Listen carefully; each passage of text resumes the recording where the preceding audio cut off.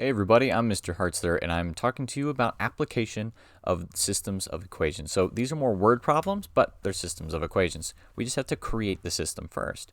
So this problem, the sum of two numbers, so sum means adding, so I'm adding up two numbers, is 20. All right, so let's write an equation for that. So let's say it's x and y. If I add them up, right, because sum means to add, so I'm adding them up and I get 20. And their difference or subtraction is 14. So if I subtract them, x minus y, I get 14. Now this is my system of equations and I have to solve this. So I could use substitution or elimination. I'm going to choose elimination because my y's already have the same number in front of them except one's being added and one is subtracted. So if I add these straight down, they'll cancel out. So x plus x gets me 2x's, y plus, right, because I'm adding between all of these things, y plus a negative y gets me 0 y's, but I don't even have to write that, right? That's the nice thing about it.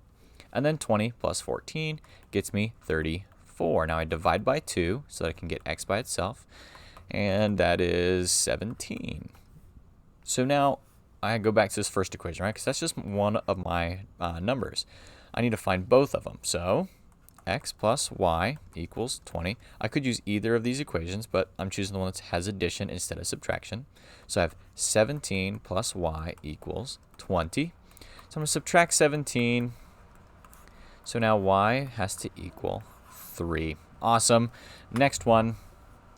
Arthur has 55 cents or $0.55 in dimes and nickels in his wallet. If he has two more nickels than dimes, how many nickels and dimes does he have? Okay, so let's look at that one. If he has two more nickels than dimes. All right, so if I have dimes and I have nickels and D's and N's, I have two more nickels than dimes. So to make this thing balanced, I have to add 2 to something. How much should I add it to the nickels or to the dimes? I already know I have two more nickels and dimes. That one's already higher, so I actually have to add it to my dimes. That's the one that's kind of weird sometimes. So again, two more nickels than dimes. So to make this even, I have to add 2 to my dimes. And then that top one, I have 55 cents in dimes and nickels. So I get, I erased it. I get 10 cents for a dime, and I get 0.05 cents for a nickel. And all of that has to add up to be 0.55. Now, I get it. You all hate decimals. At least most of you do. So instead, I'm going to multiply everything there by 100. Instead of thinking about it like dollars, let's think about it like cents.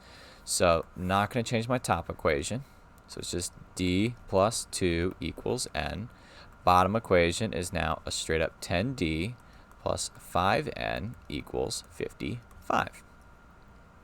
Now, substitution or elimination, because this top equation already has n equal to stuff, I'm going to use substitution. So I'm going to substitute in d plus 2 for n into my second equation. So I have 10d plus 5 times, and I'm going to change colors here for this, n, which is also written as d plus 2, and that equals 55.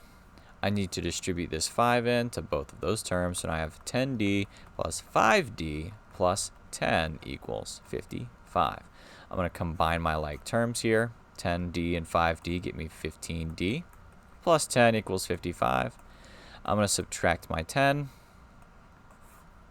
So now 15d equals 45. I need to get d by itself, so I'm going to divide by 15. That gets me that d equals 3. So that means I have 3 dimes. But how many nickels do I have?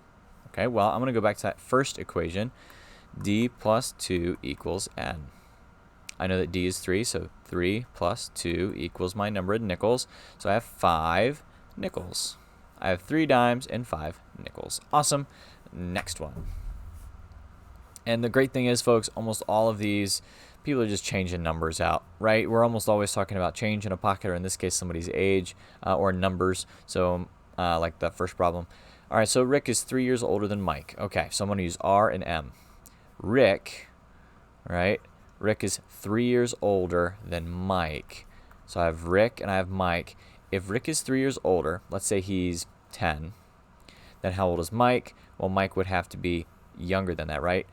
Sorry, Rick is 3 years younger than Mike. So if Rick is 10, then Mike must be 13, which means I have to add the 3 to Rick's age so that now they're the same age. Okay, Rick is 3 years younger than Mike. So let's say he's 10. If he's 3 years younger, then Mike is 13. To make those two things equal to each other, I have to add 3 to Rick. Hopefully that helps. In 6 years, twice Rick's age. Okay, so that's 2 times Rick, twice Rick's age. Increased by, that's the same as adding, Mike's age. Okay, so that's just M. Will be or equals 57. Find their ages now. Just like I did with that top equation, if you're having some issues, okay, right, like Rick is 3 years younger than Mike, which one do I add 3 to? Give a number. Just say Rick is 10, and then play the game and try and figure out how to make that thing balanced. Now again, I'm going to use substitution because M is by itself. M equals R plus 3, so I'm going to substitute that in down here. So I have 2R plus M, but I'm going to change colors for that. M is R plus 3, right? Substitution. And that equals 57. So I'm going to combine like terms. My 2 R's and 1 R gets me 3R.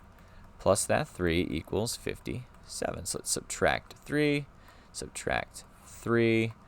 3R equals 54. All right, so let's see. Divided by 3.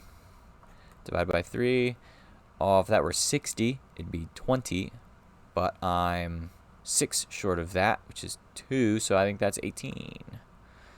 So divided by 3, R equals 18. You can use a calculator, fact check me there.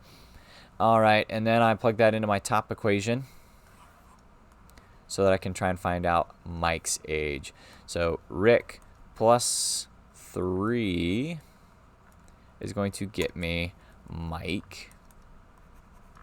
Rick's age is 18, so I'm going to add 3 to it and get 21 for Mike. Awesome. And that's all, folks. Thank you for watching. Hopefully this was helpful, and I hope all of you have a great rest of your day.